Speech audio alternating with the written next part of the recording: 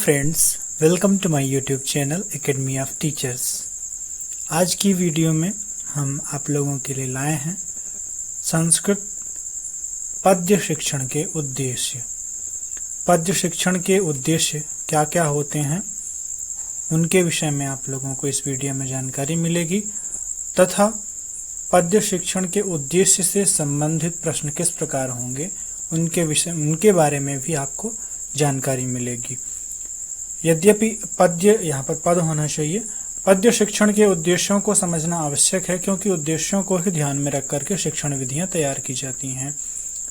क्योंकि जो हमारे शैक्षणिक उद्देश्य होते हैं उनको प्राप्त करने के लिए ही हमारी शिक्षण विधियां होती हैं। तो अगर आपको पद्य शिक्षण की विधियां समझना है उसके पहले आप लोगों के लिए जरूरी हो जाएगा कि पद्य शिक्षण के उद्देश्य क्या हैं वो आपको समझना होगा। तो इसलिए इस वीडियो को आप ध्यानपूर्वक देखिए ताकि आपको पद्य शिक्षण को समझने में आसानी हो। तो आइए शुरू करते हैं। पद्य शिक्षण के प्रमुख उद्देश्य होते हैं, यद्यपि सर्व प्रमुख उद्देश्य होता है रसानुभूति, मतलब रस की अनुभूति करना। ये मुख्य उद्देश्य होता है पद्य शिक्षण का। और पद्य शिक्षण के यहाँ पर जो प्रमुख उद्देश्य दिए हुए हैं, संस्कृत पद्य साहित्य के प्रति अभिरुचि जागृत करना।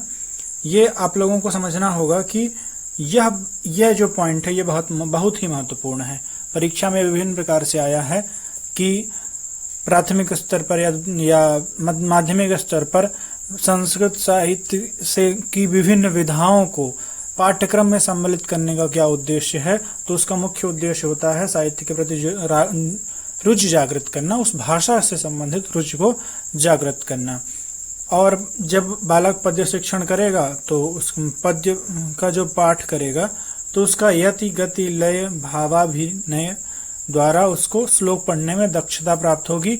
इसको आप एक्सप्रेशन से जोड़ सकते हैं, अर्थात उसकी अभिव्यक्ति की जो क्षमता है वो अच्छी होगी, अर्थात वो स्वयं को अभिव्यक्त कर पाएगा यति गति लय एवं भावाभिनय के द्वारा। अर्थात जहां पर जैसा संदर्भ होगा वहां पर वैसा भाव प्रकट कर सकेगा। जैसे मुझे आपसे प्रश्न करना है, जैसे बालक कोई प्रश्न करना चाहता है किसी से कि क्या आज टीचर आएंगे, तो वहां पर वह ऐसे ना पूछ करके क्या आज टीचर आएंगे, ऐसा ना पूछ करके वो पूछने लगे शायद आज टीचर आए, तो वहां पर भावाभिनय नहीं हो पाएगा। अथवा उसकी जो विभिन्न मुखाकृतियां होती हैं, भाव भंगिमा है, तो उसको उससे परिचित कराने के लिए पद्य शिक्षण आवश्यक है। इसके अतिरिक्त श्रवण वाचन पठन लेखन आदि कौशलों का विकास होता है। उच्चारण ज्ञान में दक्षता होती, क्योंकि बालक जब उच्चारण करेगा, उसका सस्वर वाचन करेगा लय युक्त, तो उसका वाचन कौशल उच्चारण कौशल तो दक्ष होगा ही। छात्रों में कल्पना शक्ति एवं तर्क शक्ति का विकास करना। कल्पना शक्ति का मतलब होगा उसका इमेजिनेटिव पावर और तर्क शक्ति का मतलब रीजनिंग पावर। ये जो है यहाँ पर आपको ध्यान देने की जरूरत है, ये प्राथमिक स्तर का उद्देश्य कभी भी नहीं हो सकता है, अर्थात बालकों में तर्क शक्ति का उतना विकास नहीं हो पाता है। ये माध्यमिक स्तर पर ज्यादा उपयुक्त होगा, 6 से लेकर के 9 तक। ठीक है, तो यहाँ पर अगर प्राथमिक स्तर पर पूछा जाए तो सर्व प्रमुख उद्देश्य ये होगा। अगर ओवरऑल पूछा जाए तो सर्व प्रमुख उद्देश्य होगा रसानुभूति। रसानुभूति इसका प्रमुख उद्देश्य होगा। तो इस प्रकार से और आगे उद्देश्यों के बारे में हम लोग जान लेते हैं। और उद्देश्य होते हैं छंद संबंधी ज्ञान प्राप्त करना, ये भी माध्यमिक स्तर का, अर्थात ये 6 से लेकर के 9 तक का होगा। इसके अलावा जो अलंकार संबंधी ज्ञान प्राप्त करना, ये भी उसी स्तर का होगा। सृजनात्मक शक्ति का संवर्धन करना, सृजनात्मक जो क्षमता है वो बालक की विकसित होना चाहिए, वो बाल्यावस्था से ही। तो प्राथमिक स्तर पर भी श्लोकों को कंठस्थ करने के लिए प्रेरणा देना लगन। लेकिन अगर आदर्श स्थिति देखी जाए तो शिक्षण विधियों के अंतर्गत किसी चीज को रटने पर जोर कभी नहीं दिया जाता है, यद्यपि ये गौण उद्देश्य हो सकता है। जैसा कि मैंने आपको शुरू में बताया था कि रसानुभूति ही मुख्य उद्देश्य है, तो निहित रस की अनुभूति छात्रों को कराना। उसके साथ ही नैतिक मूल्य मतलब वैल्यूज बालक सीखेंगे कविताओं के माध्यम से, और महानुभावों के चरित्र का ज्ञान कराना, दैनंदिन जीवन से पद्यों को जोड़ना।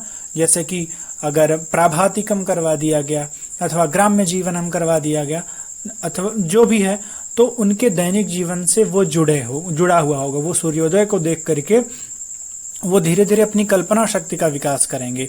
तो सूर्योदय से संबंधित आपने पद्य अगर पढ़ाया तो पहला तो वो उसका उच्चारण करेंगे, उसके बाद उनका उच्चारण के साथ वाचन कौशल तो ये उपयुक्त होगा। अगर कोई पढ़कर सुनाता तो श्रवण कौशल होगा। इसके अलावा अभिव्यक्त करना सीखेंगे, ओह सूर्योदय तो बहुत अच्छा होता है, उसमें अच्छी लालिमा होती है और बहुत ही सुंदर वातावरण होता है, सुबह का वातावरण सुखद होता है। तो इस प्रकार से उनके दैनिक जीवन से आप उसे जोड़ पा रहे हैं। और यह तो सामान्य सी बात है कि चयन जो है सरल से जटिल की ओर किया जाता है। यह सब उद्देश्य आपको इसलिए बताए जा रहे हैं ताकि आप शिक्षण विधियों को समझ सकें। जो हमारे टीचिंग मैगजिम्स होते हैं अर्थात शिक्षण उद्देश्य होते हैं, क्षम्यताम उद्देश्य नहीं, शिक्षण सूत्र जो होते हैं मैगजिम्स, वो होते हैं जटिल से सरल की ओर अथवा होल से पार्ट की ओर अथवा सामान्य से विशिष्ट की ओर। तो ये विभिन्न प्रकार के मैगजिम्स हैं। तो इसमें इस मैगजिम का उपयोग होता है सरल से जटिल क्रम की ओर। तो उम्मीद है दोस्तों आप लोगों को यह कॉन्सेप्ट क्लियर हुआ होगा और ये आपको पद्य शिक्षण की विधियों को समझने में आसानी होगी और आप इससे संबंधित विभिन्न प्रकार के प्रश्नों को हल कर पाएंगे। आगामी वीडियो में हम आपको पद्य शिक्षण की विधियां बताएंगे जो प्री प्लान्ड है। पद्य शिक्षण की विधियों को आप अच्छी तरह समझ पाएं, इसके लिए जरूरी है कि आप इस वीडियो को अच्छी तरह अंत तक देख ही लिए होंगे। यह उम्मीद है कि आपको समझ में आया होगा। तो अगर आपको ये वीडियो अच्छा लगा हो तो इसे लाइक करिए और दोस्तों के बीच में शेयर करिए ताकि ज़्यादा से ज़्यादा लोग इससे लाभान्वित हो सकें। और यह बहुत ही समझ आधारित जो वीडियो है ये सभी के लिए हेल्पफुल होगा। यद्यपि ये डायरेक्टली हेल्पफुल हो सकता है आपके लिए ना हो, यद्यपि आप यह सोच रहे हो कि इससे प्रश्न आएंगे कि नहीं आएंगे, लेकिन ये आपको आगे काम देगा। जो कहीं ना कहीं एक दूसरे से चीज़ें रिलेटेड होती हैं वो आपको समझने में आसानी होगी।